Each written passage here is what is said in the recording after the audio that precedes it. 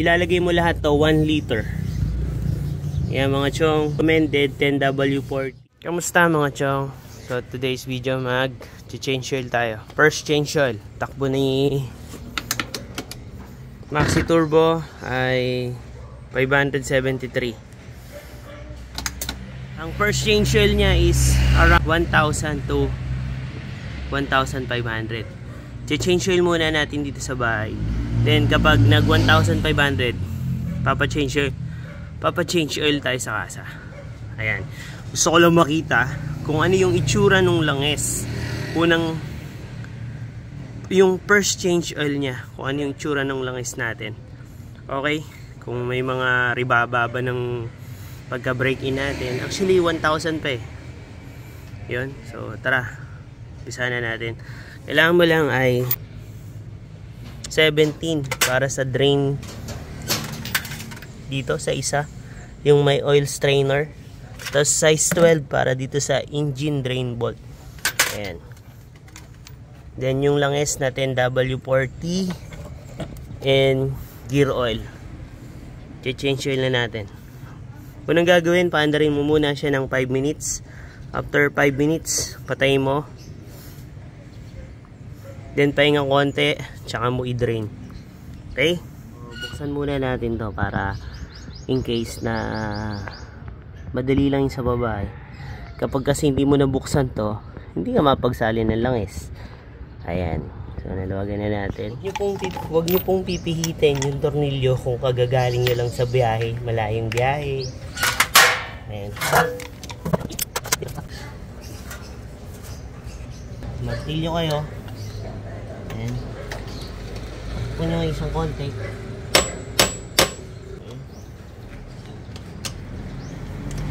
Counterclockwise. Pababa.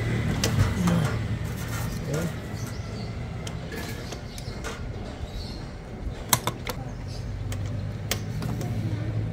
Pwede nyo ng kamayin. Okay. Let's see. Ayun. Washer. Ringbolt washer. Ayun yung langis niya. Oh.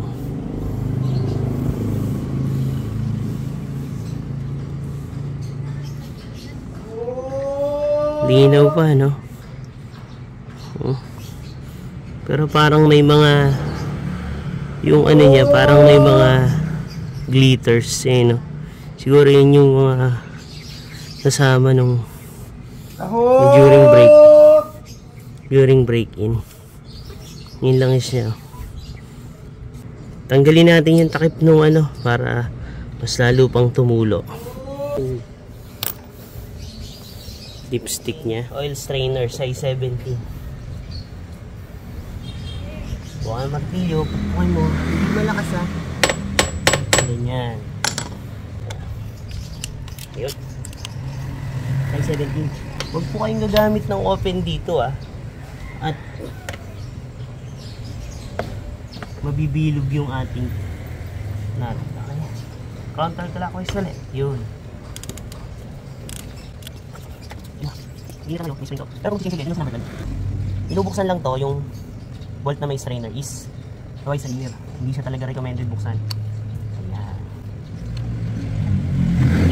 Spring, yung bolt, yung wash, yung o-ring, then yung strainer. Picture ng strainer. Ayan. Yung strainer meron mga ribaba. Ayan o. Pero hindi naman ganun kadami.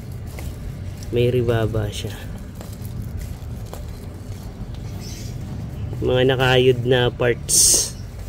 Kasi normal naman yan sa break-in period.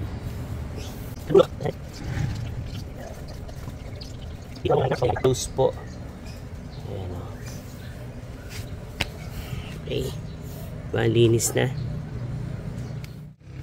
Mas madali nang mag-change oil dito ngayon. Kasi nasa gilid.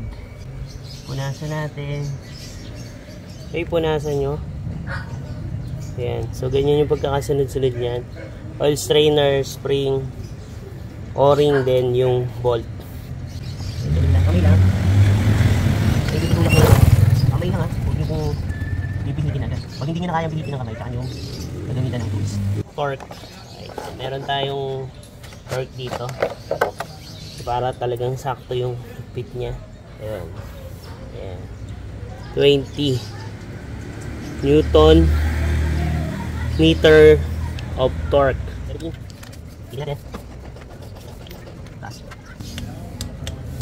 Ayan, tumulog na. Kung kayo naman ay walang torque wrench, diba, pag pinihit nyo, pag naramdaman yung mahigpit, okay na. Huwag yung pagka-higpitan kasi aloy lang yan, masisira. Balik na natin. Tapos itong drain bolt ay yung washer, then yung drain bolt. Kamay ulit.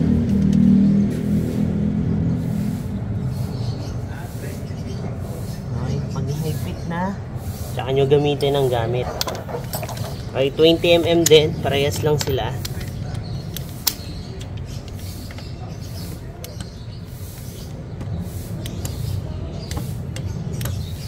Tignan nyo.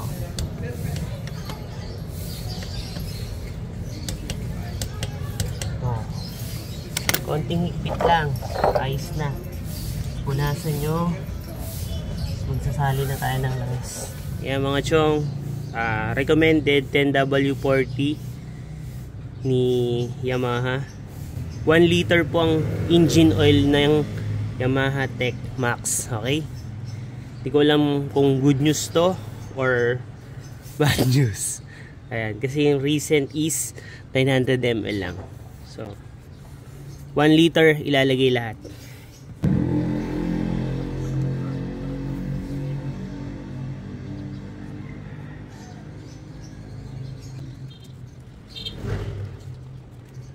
Yan naman, paano pag-check? Ganito po, saksak po. Okay, itusok nyo lang po, wag nyo pong i-thread para malaman nyo kung gaano kadami yung langis. Ayan po, yung langis niya ay dito, nasa max level. Kapag lumagpas dito, sobra yun. Ayan po, hanggang dito yung max level ng langis. Ayan. Tapos paandarin nyo ng konti para malaman nyo kung may leak.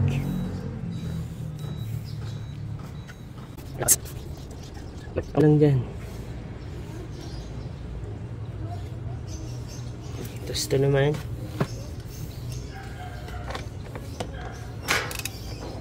pababa, hit, counterclockwise pa rin kasi hindi naman ito mahigpit eh. Tapos pwede mo nang kamayin.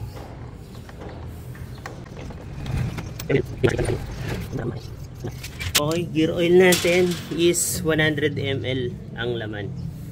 Okay,